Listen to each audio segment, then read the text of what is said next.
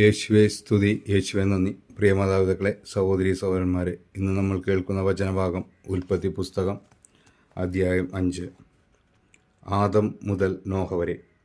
ആദത്തിൻ്റെ വംശാവലി ഗ്രന്ഥമാണിത്. ദൈവം മനുഷ്യനെ തൻ്റെ സാദൃശ്യത്തിൽ സൃഷ്ടിച്ചു, സ്ത്രീയും പുരുഷനുമായി അവരെ സൃഷ്ടിച്ചു. അവിടുന്ന് അവരെ അനുഗ്രഹിക്കുകയും മനുഷ്യൻ എന്ന് വിളിക്കുകയും ചെയ്തു. ആദത്തിന് 130 വയസ്സായപ്പോൾ അവൻ്റെ സാദൃശ്യത്തിലും ഛായയിലും ഒരു പുത്രൻ ജനിച്ചു. ആദം അവന് സേത്ത് എന്ന് പേരിട്ടു.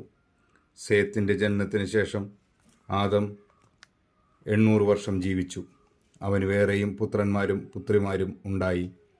ആദത്തിൻ്റെ ജീവിതകാലം 930 വർഷമാണ്.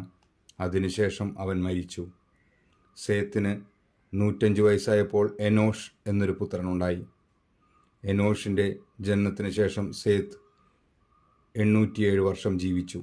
അവന് വേറെയും പുത്രന്മാരും പുത്രിമാരും ഉണ്ടായി. സേത്തിൻ്റെ ജീവിതകാലം 912 വർഷമാണ്. അവനും മരിച്ചു. എനോഷിന് 90 വയസ്സായപ്പോൾ കെയ്നാൻ എന്ന പുത്രനുണ്ടായി. കെയ്നാൻ്റെ ജനനത്തിന് ശേഷം എനോഷ് 815 വർഷം ജീവിച്ചു. അവന് വേറെയും പുത്രന്മാരും പുത്രിമാരും ഉണ്ടായി. എനോഷിൻ്റെ ജീവിതകാലം 905 വർഷമാണ്. അവനും മരിച്ചു. കെയ്നാന് 80 വയസ്സായപ്പോൾ മഹലേൽ എന്നൊരു മകനുണ്ടായി. മഹലേലിൻ്റെ ജനനത്തിന് ശേഷം കെയ്നാൻ 840 വർഷം ജീവിച്ചു. അവന് വേറെയും പുത്രന്മാരും പുത്രിമാരും ഉണ്ടായി. കെയ്നാൻ്റെ ജീവിതകാലം 910 വർഷമായിരുന്നു. അവനും മരിച്ചു. മഹലേലിന് 65 വയസ്സായപ്പോൾ യാരേദ് എന്ന മകനുണ്ടായി. യാരേദിൻ്റെ ജനനത്തിന് ശേഷം മഹലേൽ 830 വർഷം ജീവിച്ചു. അവന് വേറെയും പുത്രന്മാരും പുത്രിമാരും ഉണ്ടായി. മഹലേലിൻ്റെ ജീവിതകാലം 895 വർഷമായിരുന്നു. അവനും മരിച്ചു. യാരേദിന് 162 വയസ്സായപ്പോൾ ഹെനോക്ക് എന്ന പുത്രനുണ്ടായി. ഹെനോക്കിൻ്റെ ജനനത്തിന് ശേഷം യാരേദ് 800 വർഷം ജീവിച്ചു. അവന് വേറെയും പുത്രന്മാരും പുത്രിമാരും ഉണ്ടായി.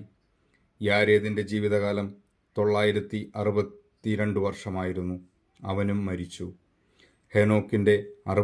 ഹെനോക്കിന് 65 വയസ്സായപ്പോൾ മെത്തുശലേഹ് എന്ന മകനുണ്ടായി. മെത്തുശലേഹിൻ്റെ ജനനത്തിന് ശേഷം ഹെനോക്ക് 300 വർഷം കൂടി ദൈവത്തിന് പ്രിയപ്പെട്ടവനായി ജീവിച്ചു. അവന് വേറെയും പുത്രന്മാരും പുത്രിമാരും ഉണ്ടായി. ഹെനോക്കിൻ്റെ ജീവിതകാലം 365 വർഷമായിരുന്നു. ഹെനോക്ക് ദൈവത്തിന് പ്രിയങ്കരനായി ജീവിച്ചു. പിന്നെ അവനെ കണ്ടില്ല. ദൈവം അവനെ എടുത്തു. 187 വയസ്സായപ്പോൾ മെത്തുശലേഹ് ലാമേക്കിൻ്റെ പിതാവായി. ലാമേക്കിൻ്റെ ജനനത്തിന് ശേഷം മെത്തുശലേഹ് 852 വർഷം ജീവിച്ചു. അവന് വേറെയും പുത്രന്മാരും പുത്രിമാരും ഉണ്ടായി. മെത്തുശലേഹിൻ്റെ ജീവിതകാലം 969 വർഷമായിരുന്നു. അവനും മരിച്ചു. ലാമേക്കിന് 182 വയസ്സായപ്പോൾ ഒരു പുത്രനുണ്ടായി.